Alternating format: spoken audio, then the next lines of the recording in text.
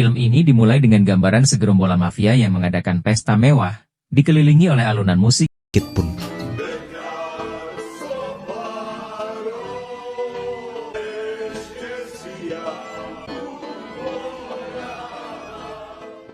Di tengah keramaian itu, kita diperkenalkan kepada sosok Mickey.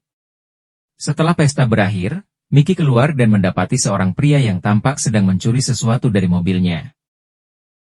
Sebagai seorang yang terlibat dalam kejahatan, Mickey langsung menyeret pria itu.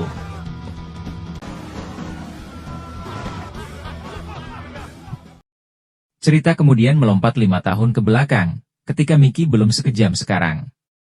Pada masa itu, dia tinggal di sebuah desa bersama keluarganya dan memiliki seorang adik bernama Valdo. Keduanya bekerja sebagai penebang kayu di hutan. Suatu ketika, ayah mereka jatuh sakit dan Mickey mencoba meminta kasbon untuk biaya pengobatannya. Namun, bosnya menolak permintaan tersebut dengan nada yang tidak menyenangkan. Merasa marah, Valdo, yang dikenal emosional, melemparkan sebuah gergaji mesin ke arah bos mereka, sebuah tindakan yang berpotensi membuat mereka kehilangan pekerjaan. Beberapa hari setelah insiden itu, Mickey harus merelakan kepergian ayahnya yang meninggalkan utang sebesar 50 juta rupiah, utang yang diakumulasikan dari kebiasaan berjudi. Kehidupan mereka semakin sulit ketika Valdo menunjukkan sikap yang menyusahkan, hanya menghabiskan waktu di bar dan terlibat dalam perkelahian. Mickey, yang lahir dan dibesarkan dalam keluarga yang keras, berusaha tetap menjaga kehidupan yang baik demi ibunya dan istrinya. Dia bertekad untuk tidak menyakiti dua wanita yang sangat dicintainya. Suatu hari, Mickey mendatangi seorang teman untuk mencari pekerjaan. Temannya menyarankan agar Mickey menjadi supir truk di sebuah perusahaan tambang atau sopir bus. Saat mereka pergi ke tempat tersebut, Mickey mendapati bahwa gaji yang ditawarkan tidak mencukupi kebutuhannya. Ketika pulang, temannya mengajaknya mampir sebentar ke penjara untuk menjenguk seorang teman bernama Lojo.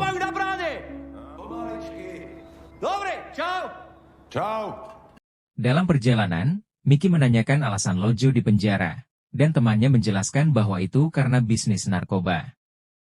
Meskipun temannya menawarkan agar Mickey bergabung, dia menolak untuk saat itu. Perlu dicatat, meskipun Mickey tidak terjun ke dunia hitam, dia adalah sosok yang dihormati di kalangan teman-temannya karena tidak pernah kalah dalam perkelahian. Namun, dia juga ditakuti oleh para penjahat lainnya. Malam harinya, ketika Mickey bersiap tidur bersama istrinya, adiknya yang tampak babak belur muncul setelah pulang dari bar. Valdo menceritakan bahwa dia terlibat perkelahian dengan bos mereka yang pernah menolak kasbon. Tidak lama kemudian, bosnya yang marah datang ke rumah Mickey dan menyebabkan kekacauan.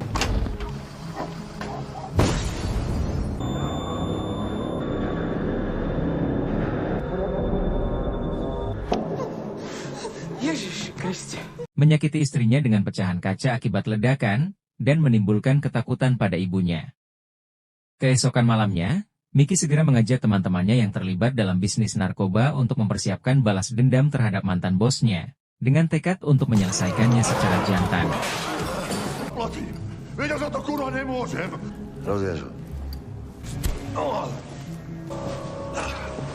Nemuselo to takto ďaleko zájsť.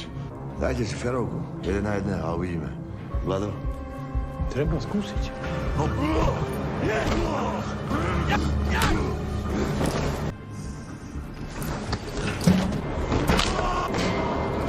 Seminggu kemudian, dia diundang ke sebuah pesta yang diadakan untuk merayakan kebebasan Lojo, yang baru saja keluar dari penjara. Setelah pesta usai, Mickey dan teman-temannya mengantarkan Lojo pulang. Namun, setibanya di rumah, Lojo meminta mereka untuk menemaninya menemui seseorang guna menuntut balas. Kisah berawal ketika Lojo masih mendekam di penjara. Ada seseorang yang melaporkan bahwa istrinya telah ditiduri oleh sahabatnya sendiri. Meskipun Mickey berusaha mencegahnya dan menyarankan agar Lojo beristirahat di rumah, Lojo bersikeras hanya ingin memberikan peringatan dan menakut-nakuti pria tersebut agar tidak berbuat semena-mena. Akhirnya, Mickey pun menemaninya menjemput orang itu. Di lokasi yang dituju, mereka menemukan Valdo, yang baru saja selesai menggali sebuah lubang untuk menakut-nakuti pria yang menjadi sasaran.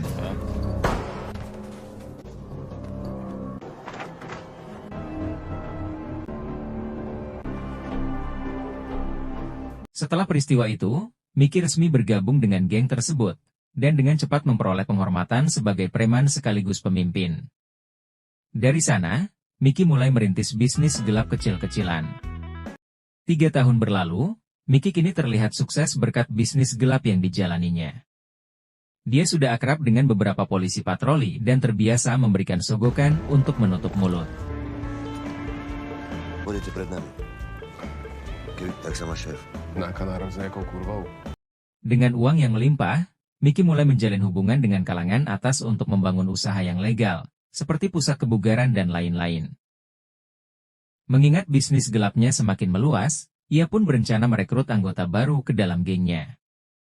Di tengah serangkaian ujian, Mickey merekrut seorang pria botak yang tampak berani dan garang sebagai anggotanya. Dalam sebuah misi, Mickey memintanya untuk mencuri mobil. Tak lama setelah itu, dia mendekati pria tersebut yang sudah ditangkap, dan dengan nada sinis mengucapkan, selamat bergabung." Di malam harinya, teman Mickey datang memberitahu bahwa Valdo, adik Mickey, telah ditangkap. Mickey segera bergegas ke penjara keesokan harinya, hanya untuk menemukan bahwa Valdo terlibat dalam perkelahian yang berujung pada kematian lawan bertandingnya. Berusaha menyelamatkan adiknya, Mickey menyewa seorang pengacara dan menekankan agar pengacara itu mencari semua cara untuk membebaskan Valdo. Namun, pengacara menjelaskan ada saksi yang tidak bisa diabaikan, yaitu pemilik bar tempat Valdo bertarung. Jika Mickey bisa menyelesaikan masalah dengan saksi itu, ada harapan Valdo dapat bebas. Di samping itu, Mickey juga harus menghadapi seorang hakim yang terkenal sulit disogok. Pengacara itu memberikan petunjuk bahwa hakim tersebut adalah seseorang yang kesepian dan rentan, terutama dalam hal seksual. Mickey pun mendatangi saksi dan bernegosiasi, tetapi pria tua itu menolak tawarannya. Setelah keluar, dia mendapati Lozo, anggota gengnya yang terkenal kejam, menunggu di mobil. Dalam usaha memaksa saksi untuk memenuhi kesepakatannya, Lozo melancarkan aksinya pada malam harinya. Pokazilo sa mi auto za dedinou a potreboval by som pomoc. Kini yang tersisa hanyalah hakim perempuan. Menghindari kekerasan, Mickey memutuskan untuk menyuruh temannya, Martin, menggoda hakim tersebut dengan cara apapun. Martin diminta untuk memotret hakim dan dirinya saat berhubungan intim di kamar. To nemyslíš vážne?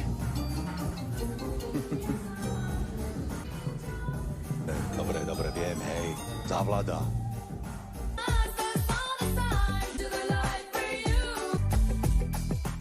Setelah itu, Mickey menemui hakim dengan membawa foto-foto intim tersebut. Akhirnya, hakim tersebut mengundurkan diri dari kasus Valdo, yang kini hanya tinggal menunggu sidang. Namun, kesibukan Mickey tidak berhenti di situ. Suatu malam di bar, dia bertemu dengan seorang klien yang meminta bantuannya untuk membunuh seseorang dengan imbalan sangat tinggi. Klien tersebut telah mencoba mencarikan pembunuh lain sebelumnya, tetapi tanpa hasil. Targetnya adalah bos mafia yang terlibat dalam perjudian, perdagangan wanita, dan narkoba. Karena target tersebut merupakan saingan dalam bisnis gelapnya, Mickey merencanakan serangan dengan menyiapkan bom dekat mobil target.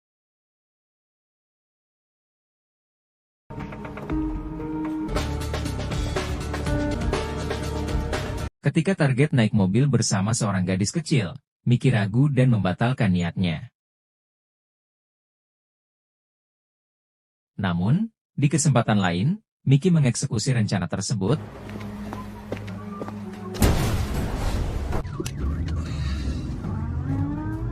Walaupun kliennya marah karena target hanya terluka parah dan tidak tewas.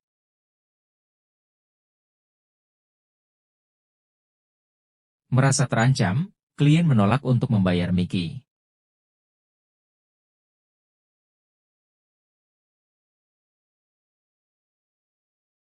Akhirnya, klien tersebut dibunuh oleh geng Mickey. Setelah insiden tersebut, Mickey menyamar sebagai sopir ibu-ibu gereja untuk bersembunyi sejenak.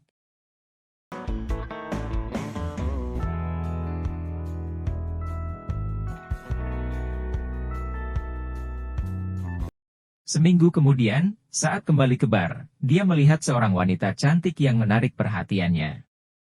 Mickey menggodanya dan membawanya ke tempat sepi. Namun mereka diperhatikan oleh seorang polisi yang mengenalnya.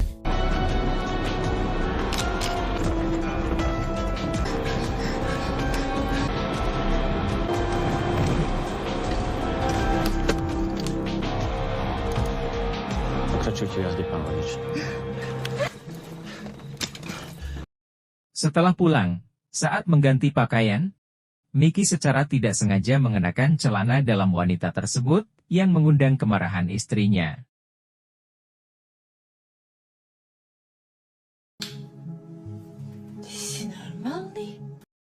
Ketika sedang berdebat, Mickey mendapat telepon yang membawa kabar duka. Martin, teman sekaligus anggotanya, telah meninggal.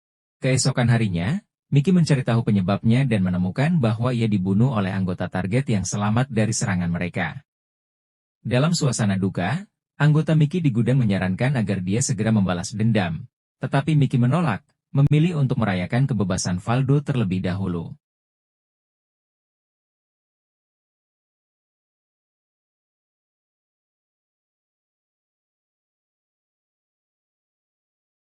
Mickey memberikan Valdo sebuah mobil dan rumah baru, serta memperkenalkan hewan peliharaannya, seekor macan.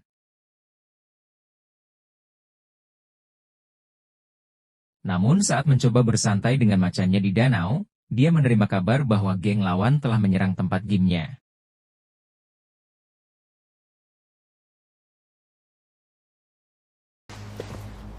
Bohato, kto sú? Čemu? Čo teba do toho, čo jemu je?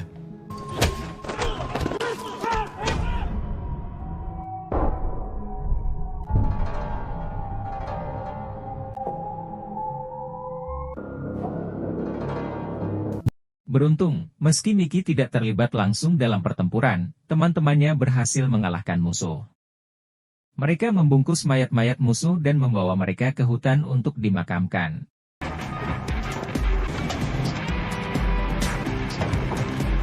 Či Mickey treba bager? Má Vlado nepiču jaber.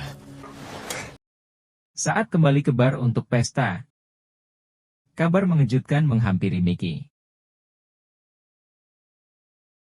Valdo, adiknya, pulang dalam keadaan mabuk, mengalami kecelakaan fatal.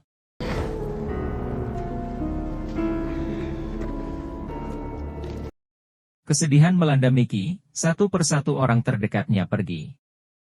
Rasa putus asa membuatnya memikirkan untuk menjauh dari bisnis gelap. Namun, saat acara penghormatan untuk Valdo berlangsung, geng musuh datang untuk melayat, Kamaráti. menciptakan ketegangan di tengah duka.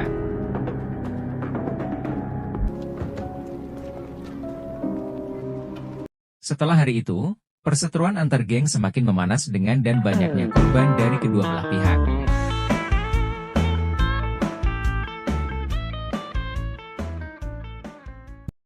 Pada akhirnya Mickey terlihat berada di dalam penjara. Meskipun di dalam penjara, Mickey terlihat tetap terancam dengan melihat sosok kepala polisi penjara tergeletak di atas mobil.